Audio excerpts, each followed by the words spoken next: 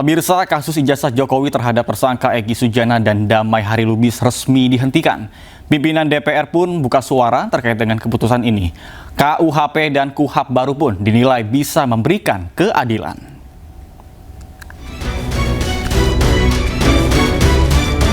Saya datang bukan untuk minta maaf, itu saya sampaikan depan beliau. Polda Metro Jaya menerbitkan surat perintah penghentian penyidikan kasus dugaan fitnah ijazah palsu Joko Widodo. SP3 diterbitkan untuk tersangka Egy Sujana dan Damai Harilubis usai mengajukan permohonan restoratif justice. Polda Metro Jaya menganggap penerbitan SP3 terhadap Egy dan Damai adalah bentuk akomodasi pada permohonan restoratif justice yang diajukan Egy dan Damai Harilubis. Sementara itu, DPR RI buka suara. DPR menyebut restoratif justice memungkinkan karena adanya KUHP dan KUHAP baru yang berpihak kepada keadilan.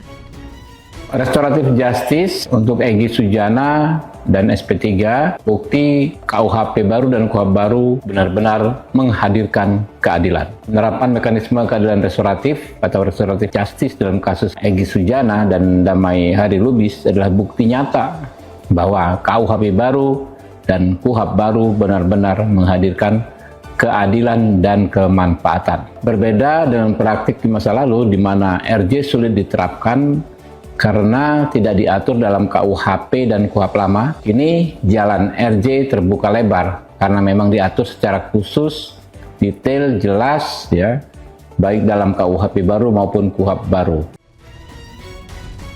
Sementara itu, Egy Sujana membantah meminta maaf saat pertemuannya dengan Presiden ke-7 Republik Indonesia Joko Widodo. Namun, Egy mengaku mengajukan penyelesaian melalui restoratif justice yang harus dilakukan berdasarkan kesepakatan bersama.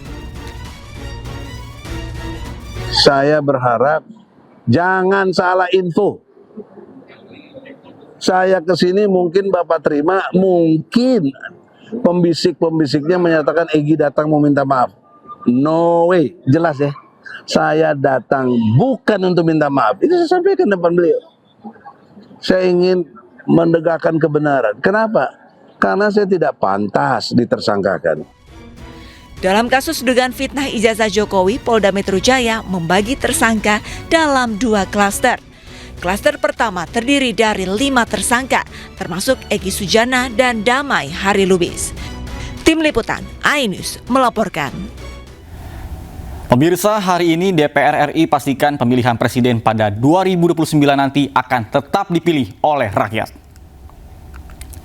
Kepastian ini disampaikan dalam konferensi pers di gedung DPR RI. Wakil Ketua DPR RI menepis isu terkait dengan perubahan mekanisme pemilihan pada tahun 2029 nanti dan tekankan presiden tetap dipilih oleh rakyat. Bahkan tidak hanya itu, DPR bersama dengan pemerintah juga pastikan tahun ini DPR tidak akan membahas revisi Undang-Undang Pilkada. DPR hanya akan berfokus pada pembahasan revisi Undang-Undang Pemilu. Saya kira itu tambahan. Kami sudah sepakat bahwa di dalam prolegnas tahun ini itu tidak ada masuk agenda pembahasan undang-undang pilkada. Sehingga sudah disampaikan oleh pimpinan Komisi 2 beberapa hari yang lalu bahwa di DPR sampai saat ini dan kemudian belum ada rencana kami untuk kemudian membahas undang-undang pilkada yang kemudian wacana di luar yang katanya ditetapkan atau dipilih kepala daerah dipilih oleh DPRD. Nah itu belum masuk agenda dan belum terpikirkan untuk membahas hal itu. Yang kedua, kami lebih fokus kemudian untuk melaksanakan putusan MK dalam Undang-Undang Pemilu. Bagaimana kemudian masing-masing partai politik ini nanti di dalam partai masing-masing membuat sistem atau rekayasa konstitusi untuk kemudian sama-sama antara pemerintah dan DPR itu kemudian membentuk undang-undang merevisi undang-undang pemilu. Tapi kami juga sepakati tadi bahwa undang-undang pemilu yang ada itu tidak termasuk pemilihan presiden. publik. Nah, sesuai dengan petunjuk dari Bapak Presiden, kami pemerintah yang pasti adalah bagaimana kita berpikir untuk kepentingan bangsa dan negara. Meskipun kami paham bahwa kita semua mewakili partai yang mungkin memiliki cara pandang yang berbeda-beda, tetapi beliau menekankan bahwa apapun itu kita harus berpikir untuk kepentingan masyarakat. Presiden Prabowo Subianto dan Presiden ke-7 Republik Indonesia Joko Widodo menjadi saksi pernikahan sekretaris pribadi Prabowo yakni Agung Surahman. Presiden Prabowo Subianto pun menangis haru saat pembacaan ijab kabul.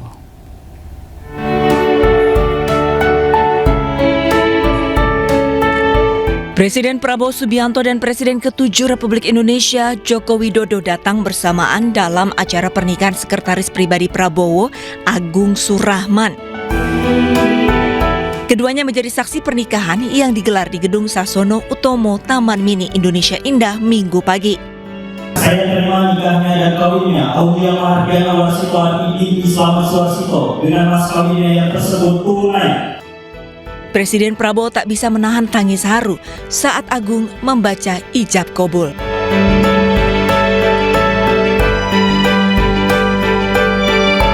Pernikahan pasangan Agung Surahman dan Aulia Mahardiana Warsitoarti juga dihadiri oleh jajaran Kabinet Merah Putih. Pemirsa, Wakil Presiden Gibran Rakabuming Raka melaksanakan ibadah sholat Jumat bersama dua Raja Keraton Surakarta di Masjid Agung Solo. Kedatangan Gibran disambut antusias puluhan jemaah. Dan pemirsa, informasi tadi sekaligus menutup Pemimpin Rakyat hari ini. Dan temukan informasi-informasi terbaru lainnya di www.inews.id dan cuplikan berita tayangan iNews dapat Anda saksikan di kanal YouTube @officialinews. Saya Nata Arman dan kerabat kerja yang bertugas pamit undur diri. Terima kasih. Pemimpin Rakyat, Pemimpin Beraksi, Rakyat Awasi, dan sampai jumpa.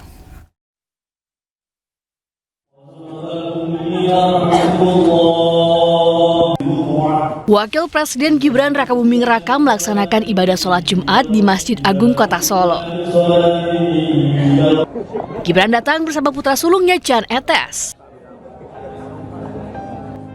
Kedatangan Wapres dan Jan Etes menarik perhatian jemaah. Jemaah pun saling berebut untuk berfoto bersama Gibran.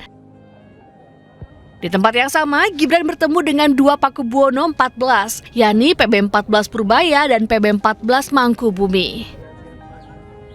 Usai sholat Jumat, Wapres makan bersama dengan sejumlah tokoh keraton Solo. Tadi kita Jumatan, Pak Wali, Gusti Dei, Gusti Purboyo, Gusti Tejo Wulan semua. Lalu tadi kita makan sate, makan tongseng sebentar sambil membicarakan kondisi kota Solo dan juga keraton. Dan ya kami titip ke Pak Wali, mohon selalu dijaga kondusivitasnya, aset-aset yang sudah terbangun mohon bisa termaintain dengan baik. Kota Solo yang kaya akan kebudayaan tolong dijaga semua. Sementara itu, Pakubuwono 14 Purboyo mengungkapkan kehadiran Gibran untuk sholat Jumat di Masjid Agung Solo menjadi momen melepas rindu dengan kota asalnya. Dari Solo, Jawa Tengah, Septiantoro, iNews melaporkan.